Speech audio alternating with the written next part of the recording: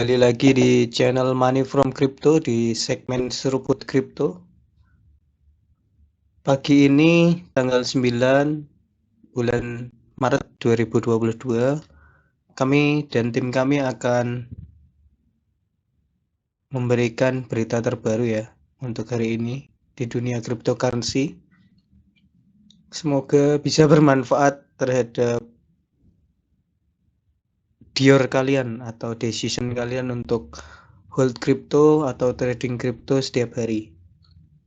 Di sini pertama ada berita ya, atau kita lihat coin market cap untuk melihat market cap crypto hari ini.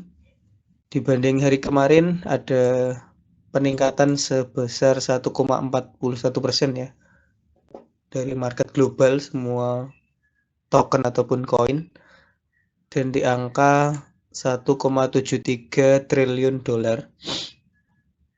Di sini kita lihat Bitcoin dan altcoin lainnya sebagian ada yang naik dan ada yang turun ya.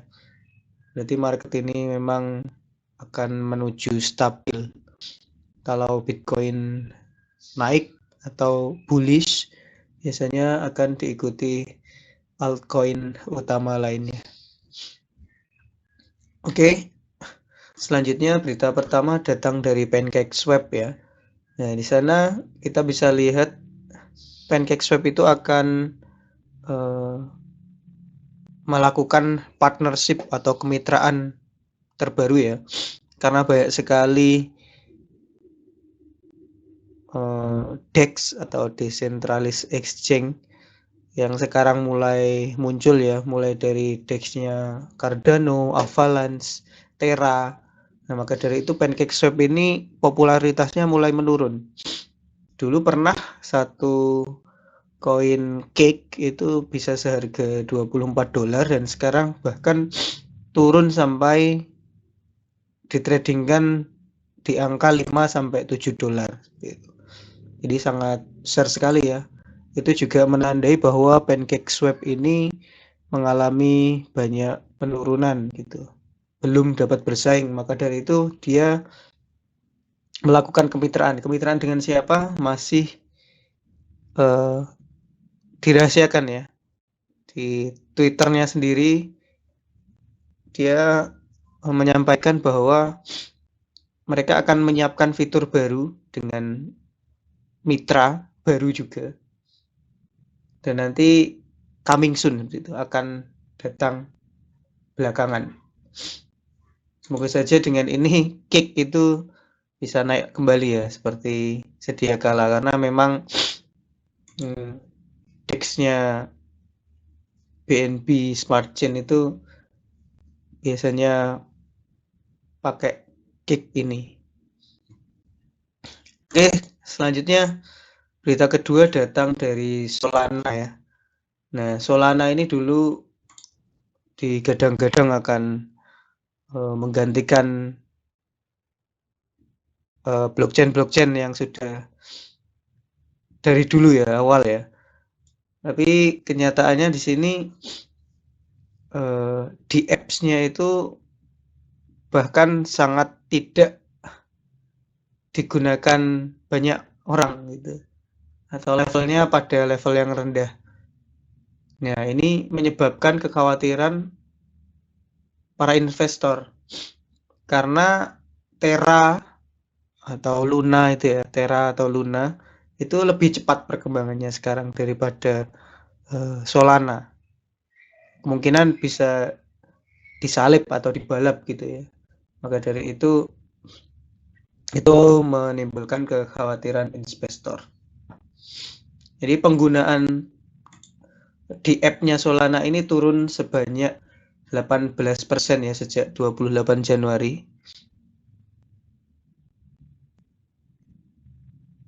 Kita tunggu aja nanti di kuartal-kuartal berikutnya apa inovasi yang akan dilakukan oleh developernya ya, sehingga bisa mendongkrak lagi Solana ini menjadi kandidat kuat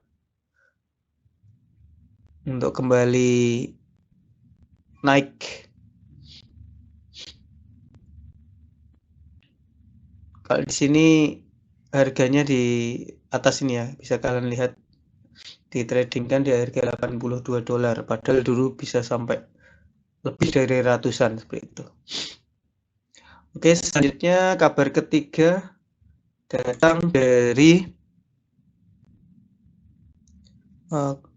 masih di CoinMarketCap ya. 3 orang didakwa atas dugaan penipuan investasi kripto senilai 40 juta dolar ya. 40 juta dolar tuh banyak sekali ya, sekitar 700 miliar kalau kita kalikan menjadi rupiah. Nah, lagi-lagi banyak sekali penipuan itu kalau di dunia kripto. Memang awal-awal akan seperti ini ya. Tapi nanti kalau sudah pada teredukasi semua, mungkin akan berbeda jalannya atau ceritanya.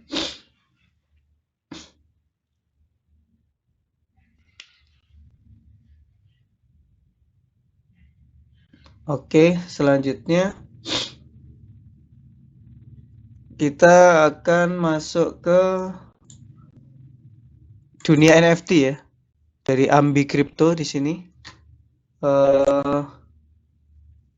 Kampanye NFT baru ini sudah mulai digalakkan ya. Tapi apakah ini akan sama aja dengan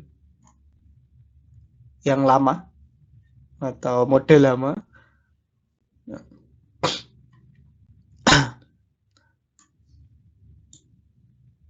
Eh, 3 tahun lalu atau tahun lalu ya, itu Loopring ini ya. Loopring ini menjadi berita utama dia karena rally yang sangat tinggi. Loopring ini salah satu token ya atau koin ya di 100 besar sekarang Loopring itu.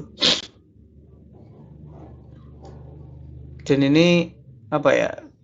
Sebelum market itu biris, ini dianggap akan naik terus karena ada fenomena geopolitik itu ya, akhirnya rally-nya atau kenaikannya itu dia tidak lagi berlanjut. Nah, untuk mendapatkan minat investor lagi, maka si Loopring ini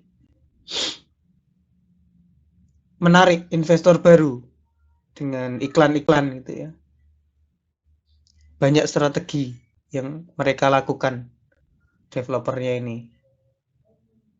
Yaitu yang paling baru itu tentang iklan atau kampanye kontes NFT gitu. Ya, di kontes ini dimulai minggu lalu ya. Yang mendorong orang-orang itu mendepositkan ke layer 2 untuk menerima Loophead NFT. Dalam pengumumannya si Looping ini ketika mendepositkan Ethereum mereka, LRC, USDC, USDT, ENS, atau UNI ke Loopring Layer 2, itu akan memiliki kesempatan untuk memenangkan Loophead NFT. Oke, selanjutnya datang dari Bitcoin ini ya. Nah, setelah 2 tahun mengalami downtrend, akhirnya Bitcoin ini sudah berada pada titik yang seimbang untuk sekarang ya.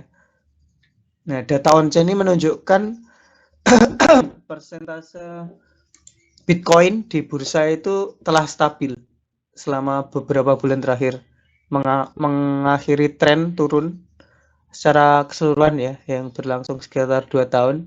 Jadi cadangan pertukaran Bitcoin ini mulai bergerak karena arus masuk dan arus keluar itu mencapai keseimbangan atau yang dijual dan dibeli itu ya. Ini sesuai laporannya Glassnode, persentase total pasokan Bitcoin di bursa itu telah mengakhiri penurunannya ya. Dan sekarang mulai bergerak seimbang.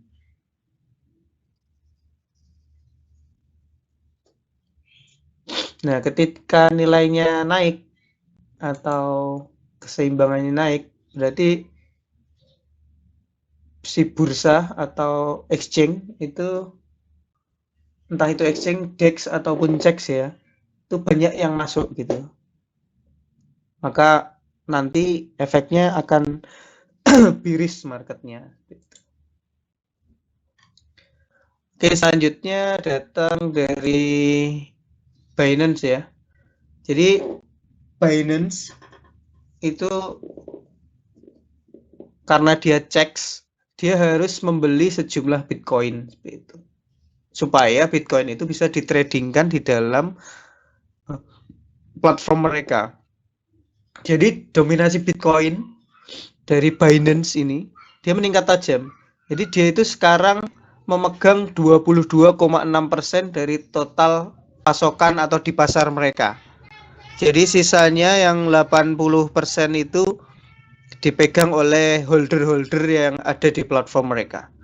Jadi total yang ada di platform mereka itu yang 22%-nya itu miliknya Binance seperti itu.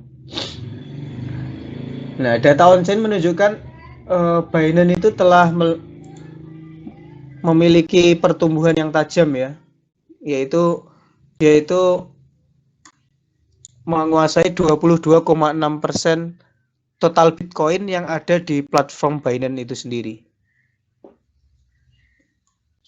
Nah, Binance itu dari 20% ini itu sudah tumbuh 120% ya. Dari 2 tahun terakhir. Berarti Binance itu 2 tahun yang lalu itu dia hanya memiliki 10% aja dari total Bitcoin yang ada di exchange mereka. Tapi di 2 tahun terakhir ini dia memiliki 22,6% atau naik sekitar 120% itu. Hanya dalam waktu 2 tahun. Menguntungkan sekali kan. Jadi CEX itu memang apa ya istilahnya itu malah yang untung itu mereka. Jadi retail kayak kita yang trading di centralized exchange itu bisa dibilang kurang begitu untung. Maka dari itu Binance sendiri sudah membuat BNB chain itu ya, build chain itu, supaya tidak diduga bahwa dia itu memonopoli pasar kripto ya. Dan Binance Coin tetap di CEX-nya dan BNB Chain itu dia akan decentralized seperti itu. Oke, itu dulu kabar kripto dari Money from Crypto pada kesempatan kali ini. Semoga